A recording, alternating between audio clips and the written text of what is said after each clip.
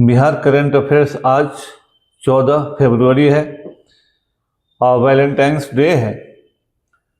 और इसके बारे में भी आप हमारा आज का एपिसोड अंत तक देखिएगा। और बहुत ही इंटरेस्टिंग हम लोगों ने अपने हिसाब से वैलेंटाइंस डे पर एक करंट सिनेरियो से जोड़कर बनाया है। बहुत इंटरेस्टिंग होगा। अंत में, सबसे अंत में हमने उसको रखा है। As usual Bihar current affairs पर आपका स्वागत है।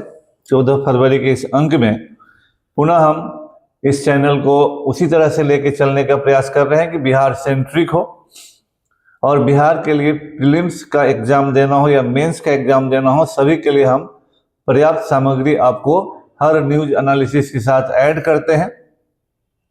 और आप सबसे निवेदन है कि इस चैनल को ज़्यादा से ज़्यादा सब्सक्राइब करें, लाइक करें, शेयर करें, ताकि हम आपके लिए लगातार इस पर आपको न्यूज देते रहें जो आपके भविष्य को संवारें।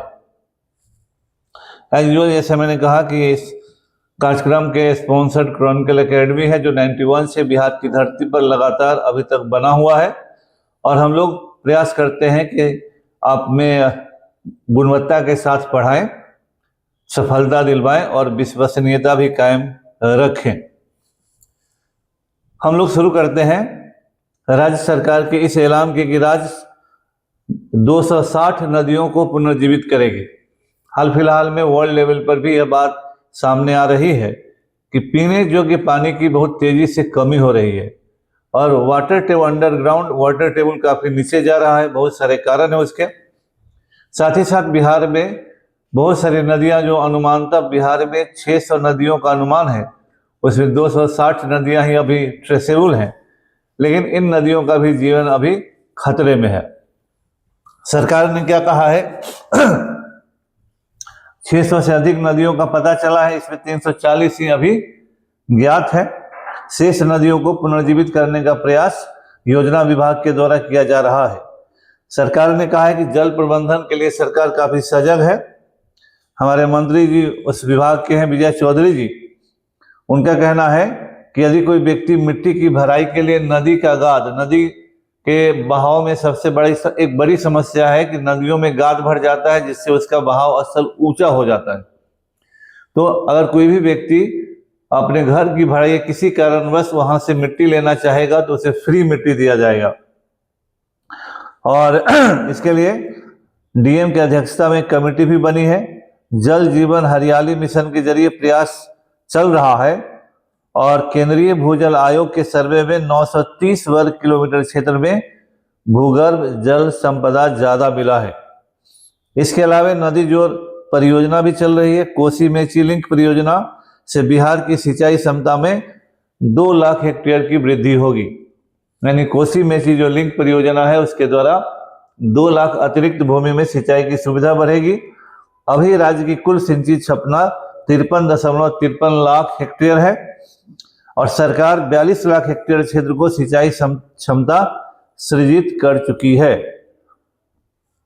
तो अभी तक जो हमारा फिर हम आगे आपको बता रहे हैं 2050 तक बिहार जो है जल के लिए सरप्लस राज्य माना जाता रहा है, लेकिन अभी जो अनुमान लगाया जा रहा है कि 2050 तक बिहार में भी जल संकट उत्पन्न हो सकता है और इसके तरफ सरकार लगातार ध्यान दे रही और कदम उठा रही है। और यहाँ कहा गया है कि राज्य की नदियों के अतिरिक्त जल क्षेत्र का प्रबंधन हो रहा है। गंगा जल गया, नवादा, नालंदा, राजगीर में पेयजल के रूप में इस्तेमाल किया जा रहा है और डिहरी रोहतास भेजने की भी योजना है। इसी तरह दुर्गावती जलाशय का पानी भभुआ और मोहनिया तक ले जाने का प्रयास है। और इससे संबंधित मैंने अतिरिक्त सामग्री भी आपके लिए जमा किया है और ये आपको प्रीलिम्स और मेंस दोनों में काम करेगा। और मेंस के लिए तो आपकी समस्या का पूरा समाधान होगा। बिहार में जितने भी शब्दों में मेंस के लिए, इंटरव्यू के लिए कहीं भी आपको लिखने की समस्या इससे खत्म हो जाएगी अगर इतना भी आप काम कर लेंगे तो। हमारा राज्य में एक विरोधाभास है कि एक तरफ हमारे राज्य बिहार का एक हिस्सा बाढ़ में डूबा रहता है तो दूसरा हिस्सा सुखाड़ में चला जाता है। एक तरफ नदियां ओवर फ्लडेड हैं तो एक तरफ नदियां रेगिस्तान बनती जा रही हैं। बिहार की नदियों का सूखना केवल पर्यावरणीय समस्या नहीं है बिहार में नदियां हमारे जीवन के आर्थिक और सामाजिक दोनों पक्षों से जुड़ी हुई है। हमारे राज्य में जो नदियां सूख रही हैं उसके क्या कारण है, ये मेंस के लिए बहुत इंपॉर्टेंट है आपके लिए, क्योंकि प्रायः देखा गया है कि जैसे ही गर्मी आती है दक्षिण बिहार की मुख्य नदियां जो वर्षा पर आधारित है वो तो ठीक है, लेकिन बहुत सारी नदियां जो वर्षा पर आधारित नदियां सूख जाती हैं। जो गंगा हिमालय से निकलती है, हिमालय से निकलने वाली नदियों में पानी रहता है, बरसाती नदियां प्रायः सूख जाती हैं। जैसे फल्गु नदी गया मोक्षदायिनी नदी मानी जाती है, यह अब केवल रेत का मैदान बनकर रह गई है। हालांकि विष्णुपद मंदिर के पास रबर डैम बनाया गया है और नीतीश कुमार जी ने उसका उद्घाटन भी किया था, लेकिन नदी का प्राकृतिक बहाव थम सा गया है। यह बहुत चिंतनीय चीज है। पुनपुन और दर्धा नदी, ये नदियां भी कभी खेती के लिए मुख्य आधार थी, अब अतिक्रमण और गाद के कारण ये सूखे हुए दिखती है। करमनासा और सोन नदी में भी अत्यधिक बालू खनन, सैंड माइनिंग ने इसके जल स्तर को बुरी तरह से प्रभावित किया है। तो फल्गु नदी गया, पुनपुन दर्धा नदी, करमनासा और सोन नदी, इनकी समस्या है। उत्तर बिहार में नदियों का बदलता स्वरूप एक समस्या है। उत्तर बिहार की बहुत सारी नदियां हिमालय से आती हैं, इसलिए वो पेरेनियल हैं, यानी 12 मास उन नदियों में पानी रहता है। यहाँ के नदियों की दो समस्या है, एक उनका धारा बदलना और दूसरा सिल्टिंग, यानी उन नदियों के जलस्तर में गाद का भर जाना। अब जैसे बूढ़ी गंडक और बागमती नदी है, इन नदियों में सिल्ट जमा होने के कारण इनकी गहराई कम है। स्वाभाविक है कि जब सिल्ट जमा होगा और नदी की गहराई होगी तो अगर पानी पिछले साल की तरह ही आया तो पानी और ऊंचा आएगा और वो पानी फिर बहुत सारे क्षेत्रों को बाढ़ में डुबा देता है। फिर इसके कारण गर्मी में भी पानी की मात्रा घट जाती है। सप्तकोसी नदी, जिसे बिहार का शोक कहा गया है, वह भी गाद जमा होने के कारण अपनी पुरानी धाराओं को छोड़ रही है। जब ज्यादा होगा तो दूसरी तरफ धारा मुड़ जाती है, इसके कारण भी मुश्किल है। नदियों के सूखने के मुख्य 4 कारण बताए गए हैं, ये भी फिर मेंस के लिए आपका इंपॉर्टेंट है। पहला नंबर, अवैध बालू खनन। नदियों के तल बेड को इतना गहरा और उभर कावर कर दिया जाता है कि पानी रुकता ही नहीं है। दूसरा है अतिक्रमण, इंक्रोचमेंट। नदियों के किनारों और कछार की जमीन पर घर और बाजार बन गए हैं, जिससे नदी का रास्ता संकरा हो गया है। मैरीन ड्राइव भी हमने कहा, एक समय कहा था कि मैरीन ड्राइव भी जो बना है वह गंगा नदी के नेचुरल बहाव क्षेत्र में बना है, कभी यह समस्या कर सकता है। तीसरा है चेक डैम की कमी। दक्षिण बिहार की नदियों के पानी को रोकने और संचित करने के लिए पर्याप्त जलाशय नहीं बनाए गए हैं, जिसके कारण समस्या है। चौथी समस्या है सिल्टेशन, गाद का जमना। फरक्का बांध और अन्य बाधाओं के कारण नदियों में मिट्टी जमा हो गई है, जिसके कारण जल धारण क्षमता खत्म हो गई है। फरक्का बांध को गंगा नदी के में सिल्टिंग बड़े पैमाने पर होने का एक प्रमुख कारण माना गया है। इसका समाधान क्या है? जल संकट की समस्या है तो इसका समाधान क्या है? मेंस में फिर ये काम करेगा या इंटरव्यू में भी आपको काम करेगा। बिहार सरकार ने जल जीवन हरियाली अभियान के जरिए कुछ प्रयास किया है, लेकिन चुनौतियां बहुत ज्यादा हैं। एक समाधान जो है, नदी जोड़ो योजना, कोसी मेची लिंक जैसी योजनाओं से सूखे क्षेत्र में पानी पहुंचाने की कोशिश की जा रही है सरकार के द्वारा। दूसरा, गाद निकासी। नदियों की सफाई होगी तो नदियों की गहराई बढ़ेगी और नदियों में पानी बने रहने की संभावना बढ़ेगी। तीसरा है गंगा जल आपूर्ति योजना। गंगा से गया, बोधगया, राजगीर इत्यादि के सूखे इलाकों में पाइप से पानी पहुंचाना बिहार सरकार के द्वारा उठाया गया एक क्रांतिकारी कदम है। लेकिन जब भी चुनाव आता है, नेताओं के लिए एक बहुत बड़ी समस्या बन जाती है और वो बहुत सारे वादे करते हैं अपने लोगों से सिंचाई की सुविधा को बढ़ाने, नदी को ठीक करवाने, लेकिन जैसे ही चुनाव खत्म हो जाता है नदियों के रेत को माफियाओं के हाथ छोड़ दिया जाता है। नदियों के बालू वगैरह का एक बहुत ज़्यादा प्राइस पर उसका बिडिंग होता है तो जो जितना ज़्यादा पैसा लगाएगा उससे कई गुना वसूलेगा। बिहार में बालू को सोना के तौर पर देखा जा रहा है और बालू ठेकेदार उसी तरह से नदियों का शोषण कर रहे हैं।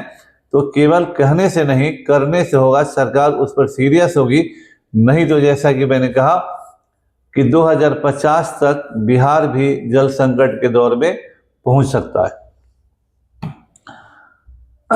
फिर हम लोग अपनी थोड़ी बातें कर लें। हम बार बार कह रहे हैं कि अभी इंटरमीडिएट का एग्जामिनेशन खत्म हुआ है। अभिभावक और बच्चों को भी बहुत ही शांतिपूर्वक सोचना चाहिए कि उनको भविष्य में क्या करना है। अगर मेडिकल, इंजीनियरिंग वगैरह में जाना है तो हमें आपसे कुछ नहीं कहना, ये आपका फैसला है। लेकिन याद रखिए कि 42-45% बीटेक बेरोजगार है, एमबीए बेरोजगार है।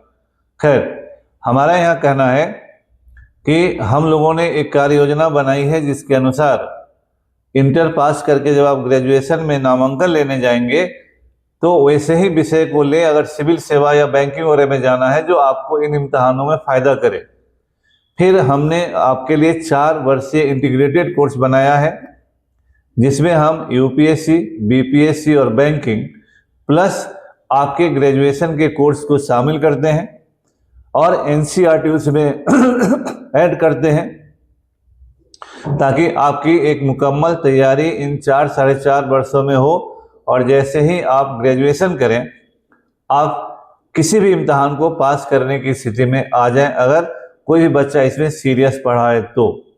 अब हम अगली खबर की तरफ चलते हैं। आज के ही अखबारों में सरकार के द्वारा, मुख्यमंत्री जी के द्वारा एक घोषणा की गई है कि बिहार की बंद चीनी मिलें जल्द शुरू होंगी। हालांकि बहुत सारी घोषणाएं बार बार होती रही हैं, लेकिन पहले हम सरकार की बातें देखते हैं। सरकार ने 7 निश्चय पार्ट 3 के तहत समृद्ध उद्योग सशक्त बिहार, एक नारा है समृद्ध उद्योग और सशक्त बिहार, उसके तहत इन्होंने, हमारे मुख्यमंत्री साहब ने निर्देश दिया अधिकारियों को कि राज्य में जो भी बंद चीनी मिलें हैं उन्हें जल्द से जल्द शुरू किया जाए। पश्चिम चंपारण जिले में चनपटिया, पूर्वी चंपारण जिले में बाराचकिया और मोतिहारी के गोपालगंज में, सासामूसा, सारण जिले में मरौरा, मुजफ्फरपुर जिले में मोतीपुर, समस्तीपुर जिले में समस्तीपुर और मधुबनी जिले में सकरी एवं रैयार चीनी मिलें बंद है और कहा गया है कि इन्हें जल्दी से जल्दी शुरू करने का काम किया जाए। ये लिस्ट बना हुआ है। इस संदर्भ में फिर मैंने आपको बिहार में चीनी के संदर्भ में कुछ अलग से मटेरियल ऐड किया।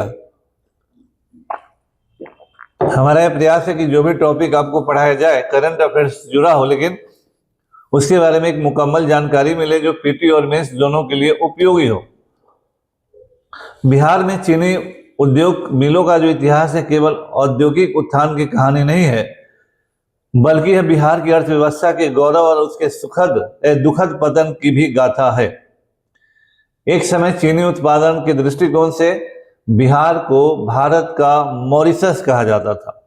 मॉरिशस में चीनी बहुत ज़्यादा उत्पादित होता है। तो आप इतना याद रखिए, प्रीलिम्स के लिए भी जानकारी हुई कि बिहार को भारत का मॉरिशस कहा जाता था। वो हमारा स्वर्णिम युग था। बिहार को चीनी का कटोरा भी कहा जाता था। बिहार की पहली सफल चीनी मिल 1904 में सारण जिले के मरौरा में स्थापित की गई, जिसको वो बंद पड़ी है और मुख्यमंत्री जी ने उसे शुरू करने के लिए कहा है। आपने देखा 1930 के दशक में बिहार में चीनी मिलों की बाढ़ आ गई। चंपारण, सारण, दरभंगा, मुजफ्फरपुर जिलों में दर्जनों चीनी मिलों की स्थापना हुई। 1930 के आसपास भारत में उत्पादित होने वाली कुल चीनी का लगभग 40% अकेले बिहार देता था। अब समझिए कि उस जमाने में बिहार में चीनी उत्पादन, चीनी मिलों की क्या स्थिति थी। पूरे भारत के चीनी उत्पादन का 40% हमारे बिहार से जाता था।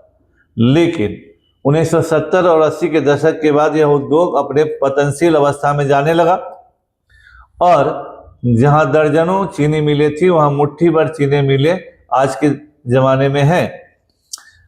इसके चीनी मिलों के पतन के क्या कारण थे। फिर मेंस के लिए, इंटरव्यू के लिए सब जगह आपको काम करेगा। पुरानी तकनीक, यानी हमारी जो चीनी मिलें थी वो पुरानी मशीनों पर चल रही थी, इसके कारण प्रोडक्शन कॉस्ट, उत्पादन लागत बढ़ गया। जबकि महाराष्ट्र और उत्तर प्रदेश में आधुनिक चीनी मिलें लगी जिनका उत्पादन कॉस्ट कम था, तो हमारी चीनी महंगी हो गई और उत्तर प्रदेश महाराष्ट्र की चीनी सस्ती हो गई। दूसरा, प्रबंधन और भ्रष्टाचार भी एक इम्पोर्टेंट मुद्दा रहा। 70 के दशक में कई मिलों का सरलीकरण यानी राष्ट्रीयकरण, सरकारीकरण, नेशनलाइजेशन हुआ। बिहार राज्य चीनी निगम जब बना तो कुप्रबंधन, मिसमैनेजमेंट और करप्शन ये दोनों इतना बढ़ा कि चीनी मिलों की कमर टूट गई। गवर्नमेंट इंटरफेरेंस ने इनको डुबा दिया। तीसरा कारण, गन्ना किसानों का बकाया। मिलें किसानों से आराम से ले लेते थे लोग गन्ना, लेकिन उनके पैसे के भुगतान में इतना देरी किया जाता था कि किसानों को गन्ना उत्पादन एक गले का फांस लगने लगा। उन्हें लगा कि इसका उत्पादन करना बेकार है, जब पैसा ही नहीं आएगा, पैसा लग रहा है लेकिन आ नहीं रहा है, इससे किसान डिस्करेज हुए और गन्ना उत्पादन का रकबा धीरे धीरे घट गया। इसके अलावा राजनीतिक पॉलिटिकल विल की भी कमी मानी गई, राजनीतिक इच्छा शक्ति की भी कमी मानी गई। सरकारों ने मिलों के आधुनिकीकरण के बजाय उन्हें राजनीति का अखाड़ा बना दिया। कोई बंद करवाने लगा, कोई खुलवाने लगा। केवल भाषणबाजी में हमारी चीनी मिलें या बिहार के लिए जो उस तरह का उद्योग था वो समाप्त हो गया। हाल के समय में सरकार की इथेनॉल नीति आई है, इससे नई उम्मीद जगी है और बंद मिलों की जमीन पर इथेनॉल प्लांट लगाने की कोशिशें हो रही है। इससे लगता है कि न केवल गन्ना किसानों को बाजार मिलेगा, बल्कि बंद मिलों के खंडहरों में फिर से भी जान आएगी, लोग पहुंचेंगे। लेकिन प्रैक्टिकल बात यह है कि बक्सर जिले के नावानगर में इथेनॉल फैक्ट्री बनी है और सरकार ने अचानक उससे इथेनॉल लिए जाने वाले मात्रा को आधा घटा दिया, जिसके कारण वह उद्योग बंद होने के कगार पर पहुंच गया है। सरकार की इस तरह की नीतियां बिहार में निवेश करने वाले उद्योगपतियों को डिस्करेज करेंगी। सरकार को तुरंत इस पर करेक्टिव मेजर लेना चाहिए। थोड़ी सी हमारी बात भी, एनसीईआरटी आज के सिविल सेवा की परीक्षा देने वाले किसी भी बच्चे के लिए, किसी भी उम्मीदवार के प्रतियोगी के लिए एक मस्ट है। एनसीईआरटी के पढ़े बिना सिविल सेवा की कोई भी परीक्षा पास करना आज के समय में असंभव है। एनसीईआरटी की किताबें आपके जीवन कैरियर के लिए आधार हैं, भूकंप रोधी बेस है। क्रॉनिकल एकेडमी बीपीएससी के छात्रों के लिए 33 किताबें 33 बुक्स और यूपीएससी के लिए 41 बुक्स 41 किताबें पढ़ाती हैं। हमारे यहाँ सभी विषय सीनियर टीचर्स के द्वारा ही पढ़ाया जाता है और आपके बेस को संपूर्ण मजबूत करने का प्रयास होता है। अब हम अगली खबर पर चलते हैं। अभी पटना यूनिवर्सिटी में छात्र संघ का चुनाव चल रहा है, इसलिए कल जैसे साइंस कॉलेज की बात अखबारों में थी तो आज पटना कॉलेज की बात है। पटना कॉलेज बिहार के लिए शिक्षा के क्षेत्र में अग्रदूत के तौर पर रहा है। इसकी अपनी ऐतिहासिक भूमिका रही है और इस कॉलेज से एक विद्वान, राजनेता, ऑफिसर पढ़कर निकले हैं और इसका नाम पूरे देश के अंदर हमारा रहा है। हालांकि उस गौरव का रोना आज सब रो रहा है। आज हम कहाँ हैं पता नहीं। पटना कॉलेज की स्थिति साइंस कॉलेज की तरह ही दयनीय है। अब उस गौरव के आसपास भी हम लोग इस मामले में नहीं है। तो इसके बारे में कुछ जानकारियां जो अखबार में छपी हैं वो आपसे शेयर करता हूं। जैसे जयप्रकाश जी का आंदोलन कहा जाता है कि 1974 का जयप्रकाश आंदोलन पटना कॉलेज के दायरे से ही निकला था और वहीं उन्होंने इसका आह्वान किया था लोगों से। पूर्व केंद्रीय मंत्री रविशंकर जी जो पटना के एमपी भी हैं, भाजपा के पूर्व राष्ट्रीय अध्यक्ष जेपी नड्डा जी, पूर्व केंद्रीय वित्त मंत्री जसवंत सिन्हा, पूर्व मंत्री के तिवारी, अंग्रेजी के प्रख्यात शिक्षाविद प्रोफेसर शिव जतन ठाकुर, विजय कुमार चौधरी जी जो वर्तमान बिहार सरकार में मंत्री वगैरह वगैरह यहाँ से पढ़कर निकले हैं। पटना कॉलेज को पूरब का ऑक्सफोर्ड कहा जाता था, इसको याद रखिएगा, प्रीलिम्स में काम करेगा। इसकी स्थापना 1863 में हुई, पटना कॉलेज की स्थापना, और यह बहुत सारे स्वतंत्रता सेनानी और बुद्धिजीवियों का केंद्र रहा है। यह कॉलेज बिहार, झारखंड, उड़ीसा, नेपाल के क्षेत्र का सबसे प्राचीन और ऐतिहासिक शैक्षणिक संस्थान माना जाता है। शिक्षा, सामाजिक परिवर्तन और राजनीतिक गतिविधियों में अग्रणी भूमिका निभाने वाले प्रतिष्ठित संस्थान ने भारत के प्रथम राष्ट्रपति डॉक्टर राजेंद्र प्रसाद, जयप्रकाश नारायण, राष्ट्रकवि रामधारी सिंह दिनकर जैसे महान व्यक्तित्वों को भी गढ़ा है। इसे देश का 5वां सबसे पुराना कॉलेज कहा जाता है। गंगा किनारे है। 1912 से 1936 तक इस कॉलेज में विधान परिषद का सेशन चला करता था, और इस कॉलेज को आगे बढ़ाने में श्री कृष्ण सिंह भी इस कॉलेज की खास भूमिका रही है। 9 जनवरी 1863 को इस कॉलेज की स्थापना हुई, और 1971 में फिल्म सीमाबद्ध की यहाँ पर शूटिंग हुई है, वगैरह वगैरह जो भी बातें हैं। तो पटना कॉलेज के इस महत्व के बारे में आपको बताया गया। इस प्रीलिम्स के लिए भी आपके लिए फायदेमंद है, इसको याद रखिएगा। हम आगे की खबर में चलते हैं। पीएम गति शक्ति से सूबे के कई हवाई अड्डे जुड़ेंगे। अभी हमारे नागरिक उड्डयन मंत्रालय की ओर से बिहार के सभी ब्राउनफील्ड और ग्रीनफील्ड एयरपोर्ट से माल की ढुलाई के लायक आधारभूत संरचना को दुरुस्त किया जाएगा। बिहार के जिन जिलों में जल परिवहन शुरू है और जहां निकट भविष्य में आरओ टर्मिनल बनने की संभावना है, वहां से एयरपोर्ट की दूरी भी मांगी गई है। वाणिज्य और उद्योग मंत्रालय ने पीएम गतिशील राष्ट्रीय मास्टर प्लान पर हेलीपैड डाटा की मैपिंग की जानकारी मांगी है। उसे हर जिले में सिविल विमानन विभाग ने जिले से ट्रैक इंफ्रास्ट्रक्चर निर्माण से संबंधित रिपोर्ट मांगी है। इसके अलावा मंत्रालय के लॉजिस्टिक डिवीजन ने जिले के से वर्तमान रनवे के अतिरिक्त एक अन्य रनवे बनाने की संभावना तलाशने के लिए जिलों को एयरपोर्ट के रनवे, हेलीपैड की दूरी और डायग्राम से संबंधित जानकारी देने को कहा है। बिहार में अभी 4 एयरपोर्ट चालू हैं। बिहार में ब्राउनफील्ड एयरपोर्ट में शामिल पटना, गयाजी, दरभंगा और पूर्णिया एयरपोर्ट चालू है अभी के समय में। इसके अलावा ग्रीनफील्ड के लिए सुल्तानगंज का चयन हुआ है।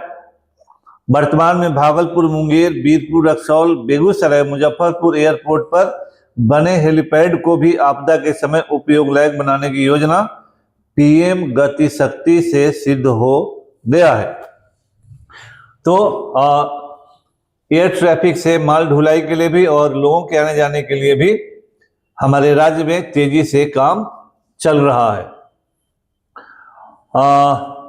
अभी जो है ग्राम कचहरी बिहार में बहुत ज़्यादा इफेक्टिव नहीं है।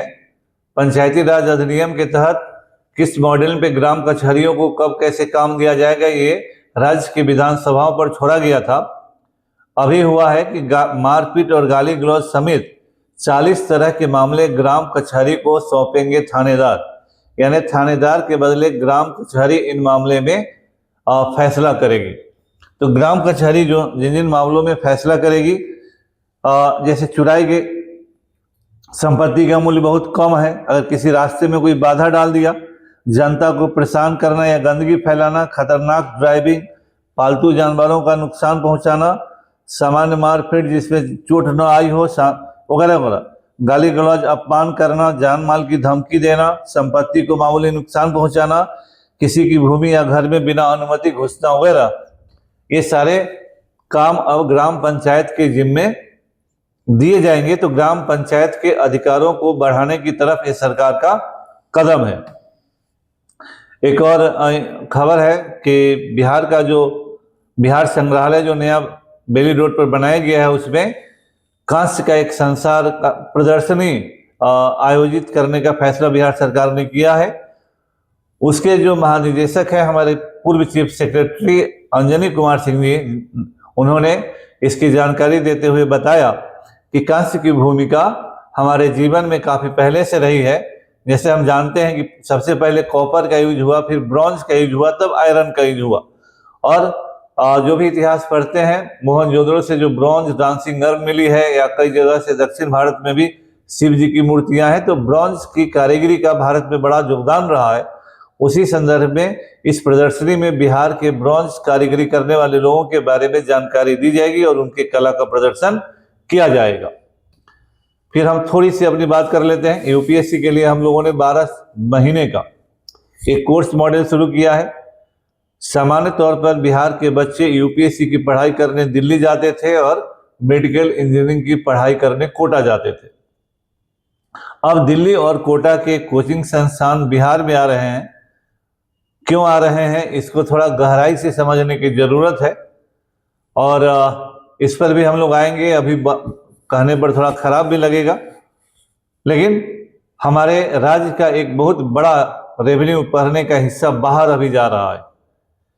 खैर वो सब भी है, लेकिन यूपीएससी के लिए हम लोग भी बहुत पहले से पढ़ा रहे हैं और हमारे संस्थान में पढ़े हुए लोगों ने यूपीएससी क्वालिफाई किया है। और हम फेक रिजल्ट न देते हैं, न खरीद कर रिजल्ट देते हैं। हम जब पढ़ाते हैं तो पहले एनसीईआरटी पढ़ाते हैं, फिर प्रीलिम्स पढ़ाते हैं और तब फिर मेंस पढ़ाते हैं। इसके लिए आप हमारे यहाँ आ सकते हैं। हम आपको कुछ सामाजिक समस्याओं से भी रूबरू करवाते हैं। अभी एक सर्वे हुआ है जिसमें किशोरों में मोबाइल का सिम लेने का ट्रेंड बहुत बढ़ा है और 5 साल में 5 गुनी संख्या बढ़ गई है। मोबाइल के सिम बच्चों के नाम पर लिए जा रहे हैं और ये सिम लेने की संख्या बहुत तेजी से बढ़ी है। और हमारे राज्य में जो दुर्घटनाएं बहुत गलत घट रही हैं, इसमें अभिभावकों को भी बराबर ध्यान दिए जाने की जरूरत है कि उनके बच्चे मोबाइल का यूज कर रहे हैं या मिसयूज कर रहे हैं। मिसयूज का परिणाम ही मिसयूज होता है। इसलिए अभी जो डाटा है वो बहुत अलार्मिंग है। कहा गया है कि 9 से 17 साल के 72% किशोरों के हाथ में मोबाइल है। 9 से 17 साल के जो बच्चे होते हैं, किशोर होते हैं, उनमें बहुत कुछ फैसला करने का रीजनेबल मतलब उनके पास उतना रीजन नहीं होता है। और 17 साल तक 9 से 17 साल के बच्चे, इसमें 12 लाख ऐसे थे, 12 लाख बच्चे ऐसे हैं जिनके नाम से 2 से 3 सिम है। एक बच्चा के नाम से 2 से 3 सिम है। यह एक खतरनाक ट्रेंड की तरफ जाता हुआ हमारा बिहार है, जबकि 2021 में केवल 20,466 किशोरों के पास सिम था। तो यह जो संख्या बढ़ा है और अभी जो है 1 करोड़ के लगभग सिम कनेक्शन है। 21 से 26 में आप समझिए कि 99 लाख से अधिक सिम दिए गए हैं। यह कितना अलार्मिंग है। दूसरा चीज है, डिजिटल शिक्षा का सपना टूट रहा है।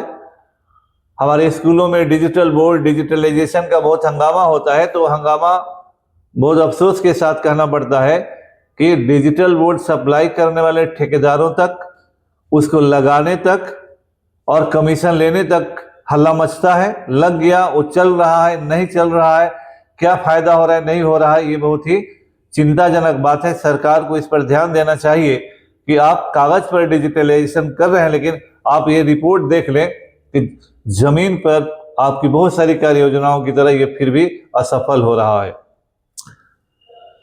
जैसा मैंने कहा कि वैलेंटाइन डे है आज। वैलेंटाइन डे के दिन अंतिम तौर पर हम अपने पूर्व की घटनाओं से जोड़कर वैलेंटाइन डे को आपको समझाने का प्रयास करते हैं।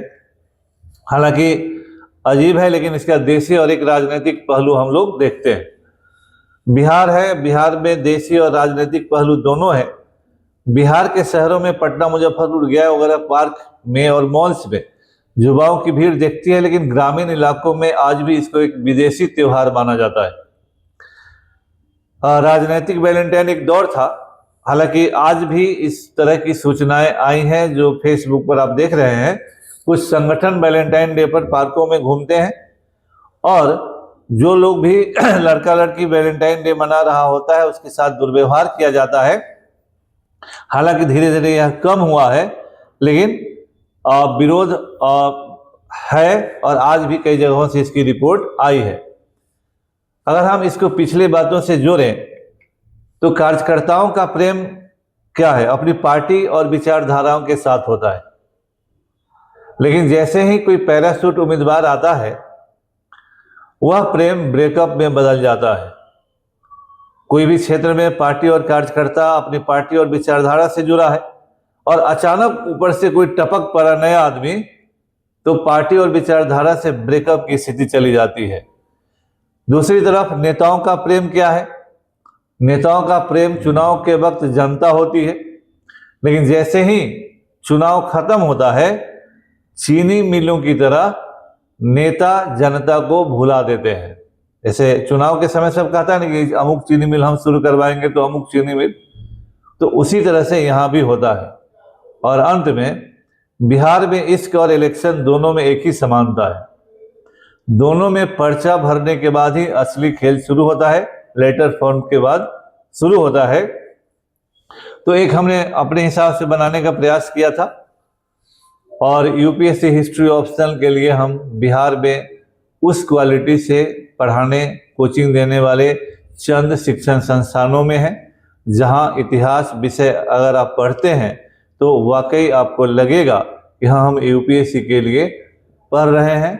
न हम चुटकुला बताते हैं न मजाक करते हैं, हम लोग सीरियस पढ़ाई करते हैं, क्योंकि हम बिहारी हैं, चाणक्य की परंपरा के बिहारी हैं, आर्यभट्ट के परंपरा के बिहारी हैं, हम खांटी बिहारी हैं। धन्यवाद।